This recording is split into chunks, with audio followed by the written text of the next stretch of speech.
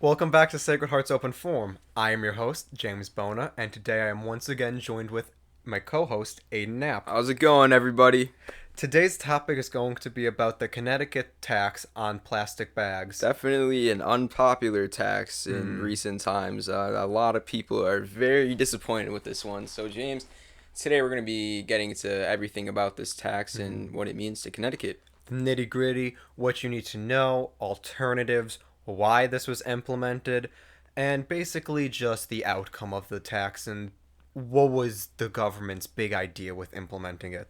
So, James, in basic terms, what does this tax mean? What are the details of this tax? What exactly is it affecting, and what's going on for the people, our shoppers in Connecticut? Well, this tax is basically affecting everyday citizens because all of us go to the grocery store, and I'm going to take a wild guess and say that 9 out of 10 people use the single use plastic bags and don't have their own plastic bags that they reuse or use paper bags as an I mean, alternative. growing up, I had a closet, a dedicated closet to about 50 plastic bags at a time. I mean, As did I. yeah, I don't know. Them phasing them out like this, it's certainly going to take a turn for the worse.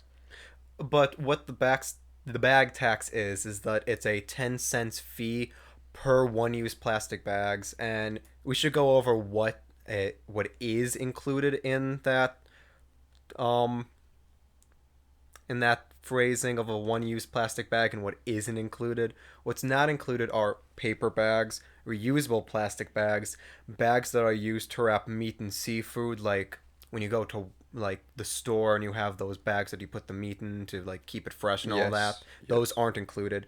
More so are newspaper bags or laundry slash dry cleaning bags. Now, James, when is this ban effective completely, besides just the tax? Well, the tax was effective August 1st, 2019, and is going to go until June 30th of 2021.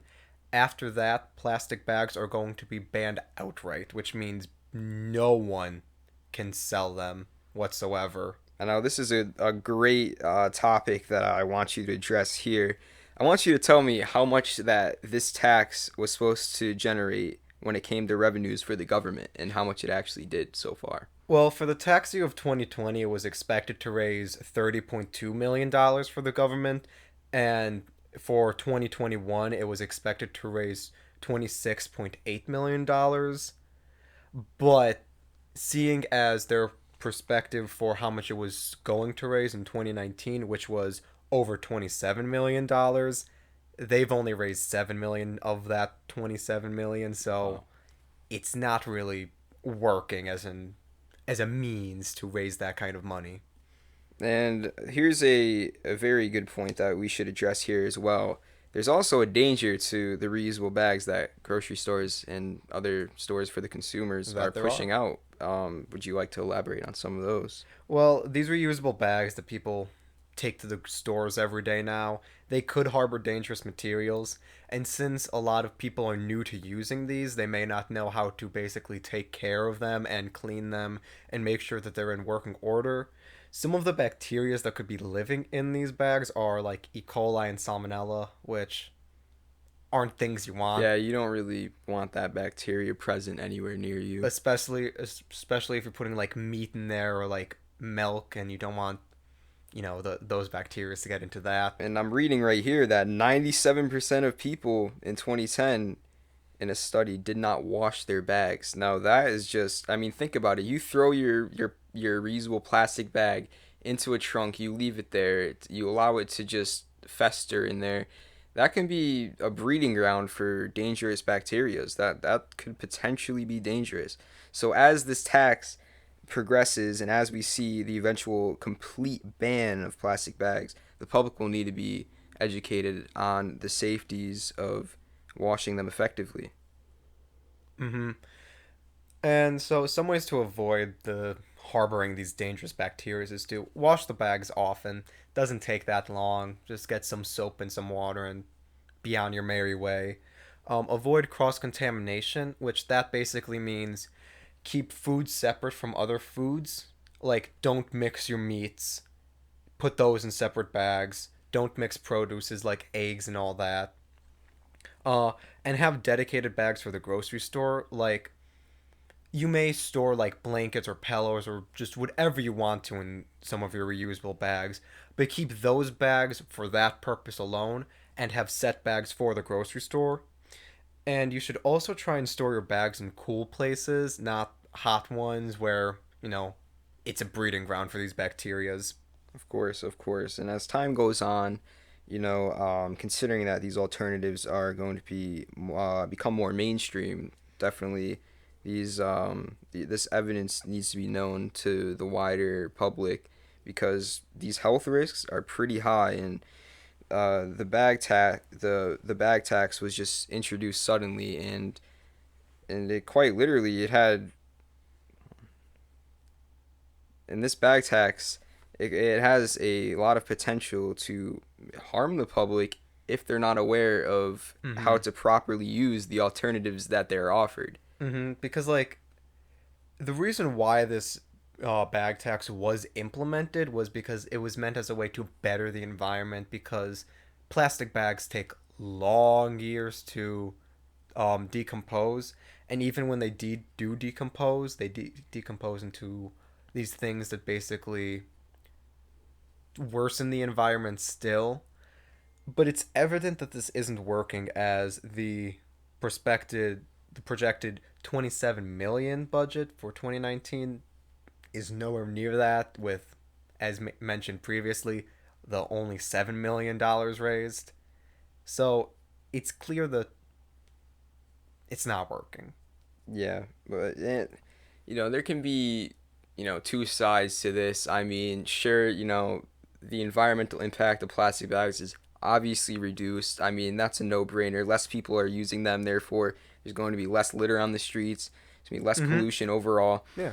But at the same time, it can be a financial strain. A 10-cent tax on bags can definitely add up, and as well as a health risk, as we've talked about. I mean, obviously, there's probably not a lot of people out there that know that you should be cleaning your plastic reusable bags, and this tax, if it's going to continue like this, and they want to continue a ban, an eventual permanent ban, the public does need to be educated on what that means to them.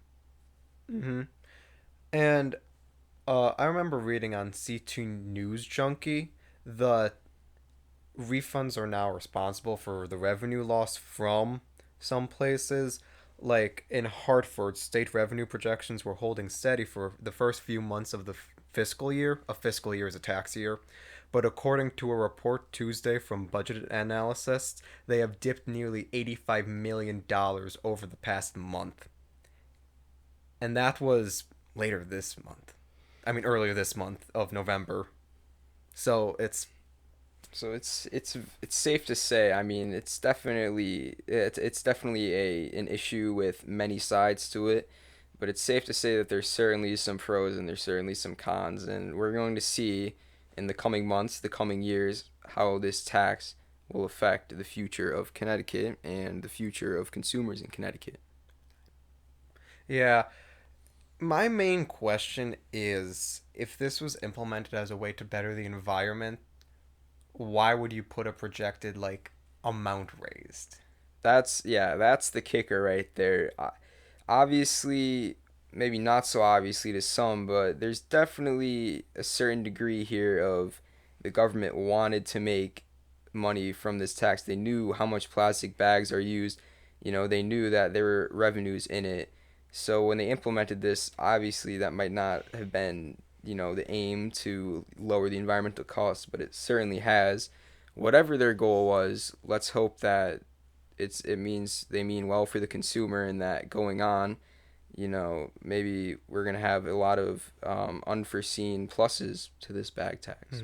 Because I understand the implementation of the 10 cents fee, but if you're trying to limit the amount of uses that people, the amount of times that people use these bags, why would you put we want to raise this much money? Because that's basically incentivizing people to buy the bags and use the bags and further pollute, you know, the oceans in the world and basically just let the bags stay in circulation instead of, you know, limiting their use altogether. So, just food for thought. Yeah, very, very good. Very great to think about. Unfortunately, this is all the time that we have for today, but I just want to thank you for listening to another edition of Sacred Heart's Open Forum. We will see you next time. Goodbye. Bye, everybody.